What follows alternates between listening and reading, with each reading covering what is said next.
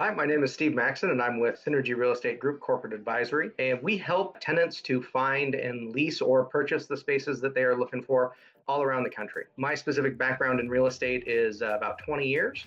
And for the last 8 or 9, I've been focused specifically on restaurants. There's kind of two different brokers as far as someone in the restaurant world is going to encounter. You're going to encounter listing brokers, and then you're going to encounter, in some rare senses, myself, which is a tenant rep broker. And then actually, there technically is a third one. You'll find business brokers. The right time to engage is really going to depend on what you're looking for from that broker. My perspective as a tenant rep broker, I'd like to be engaged with you from the very beginning, as soon as you start thinking about going onto the market to find space, because I can help to guide you in the direction of which spaces would be right for your concept. Would it be better for you given the size that you need to try to simply do an asset purchase?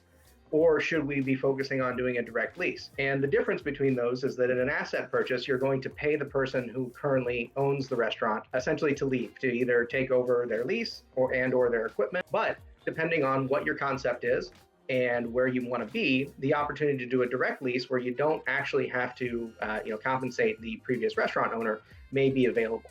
Also, one of the reasons that you might want to get a broker involved earlier rather than later is that we'll have a longer time to look at locations. One of the things that I find to be the most, detrimental to a search and a negotiation is time. If you have a very tight timeline that we need to make something happen by, we'll make it happen, but it might not be the best possible result for you because of that constraint and the limited number of opportunities out on the market. So if you're thinking of opening a restaurant, getting out in front of it is important. So it's best to have a number of months to survey the market, understand the market, and really see what can be done.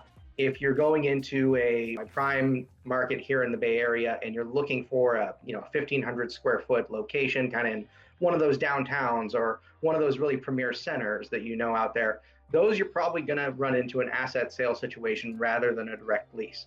One of the things that I am seeing that's a little bit odd is I am seeing people take leases out to market much further in advance than I had in the past. It's interesting that they're not really looking to make a deal right now. They're looking to find out who's the best person they can get by advertising it out as far as possible. Landlords right now are not doing very favorable terminations because some of these things can be hard to get leased up as quickly. Sometimes landlords aren't as eager to terminate leases these days as they were in the past, where they felt they could real easily just replace them with a new tenant. In some of the locations, it could be a little bit more difficult. It is going to depend on experience in the market, the concept that you have, and financial background. All those things really do affect how leasing works. And a landlord will give a different deal for someone that has a lot of experience with a really interesting concept, or that the landlord really thinks that concept fits very well within their center or their property. They will likely do a more advantageous deal for that tenant than they would for someone that they feel has kind of a similar concept to many things on the market, doesn't have as much experience, or may not be as strong financially. One of the great things that I think I don't see many restaurateurs put together that I would love to help them with or just sort of guide the process is a concept deck. For someone that is new, putting together a concept deck may not seem like it's a very important thing, but if you can't articulate it to the landlord in a very nice and stylish way, that's going to explain to them what your concept is, why you're unique, what your menu items are, and what your background or financial background looks like, many landlords will not take you as seriously. That's something that I would recommend that you get done very quickly, so that when we go out to market, I can, or whoever you're working with, can share with that landlord in a very clear and direct manner as to what exactly it is I'm going to do here. In restaurant leasing, as opposed to other leasing, it's really important that the landlord understands that you've thought this through. I would say time, concept deck, and really having that package together are really the big items that you should work on up front for your lease, or even an assignment or an asset sale. I can help as well. I've helped others to do it and put together those concept decks. And I have 7 or 8 of them that I could share very easily to just say, hey, this is kind of what we're looking for.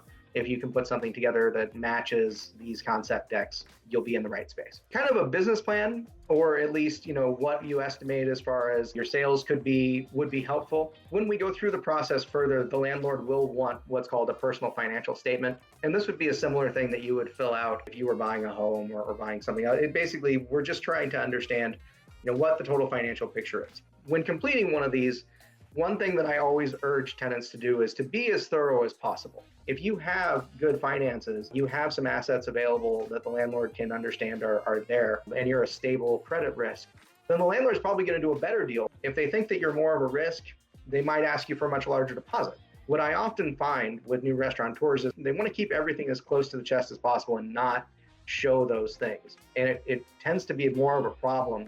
And so it's best to really have a full financial picture out there that we can share with the landlord freely. The more information and the more thorough that you can be on your personal financial statement is going to be better. So it does depend on what the situation of the current lease is when doing an assignment or an asset sale. If that current lease only has a little bit of time left on it, maybe a year or two, then landlords tend to be much more open to negotiating a new lease. And then some of those incentives kind of come back into play. Then that landlord will, in a lot of cases, be more willing to negotiate free rent, for example, or a TI allowance. But if you're doing something where you're taking over a lease that has 5 years left on it, a landlord is probably not going to negotiate any of those things. What I would tend to call more institutional landlords or real commercial landlords where this is their business. And the differentiator that I'm making is like an individual that owns 2 or 3 properties, and these are just the few properties that they own. It isn't how they make money every day on a very massive scale. It's not a large corporation. When you deal with those larger corporations, they do tend to ask for percentage rents. But percentage rents can be used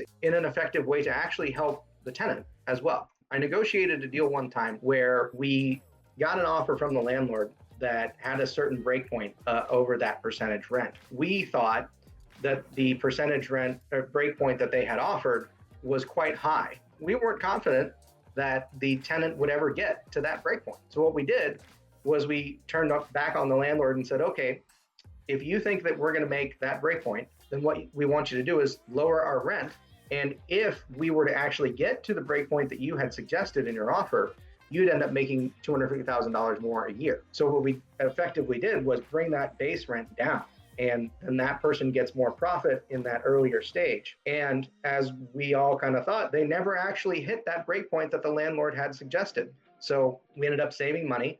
The landlord didn't quite get what they were going to get out of it, but it's just a negotiating tactic that can be used. So if you understand how all of those things kind of play together, it can be effective. And they do all play together. Percentage rents, base rents, TIs, and free rent are all kind of one big pool of money that if you manipulate the levers in the correct way, you can change the deal to make it more favorable for yourself. What I do see, though, is that landlords do know what their centers make, and so they have an idea of what all their tenants are doing as far as sales go. So when manipulating that breakpoint, you just have to understand that you can't be too outrageous with what you want as a breakpoint. And one of the things that I'd like to stress is that every lease negotiation is different. There isn't one way to do everything. If someone ever comes and says, well, how is this one thing always handled? It's never handled the same. Some very valuable things here we're talking about. It's great. So thank you. So thanks for the time. No, thank you very much.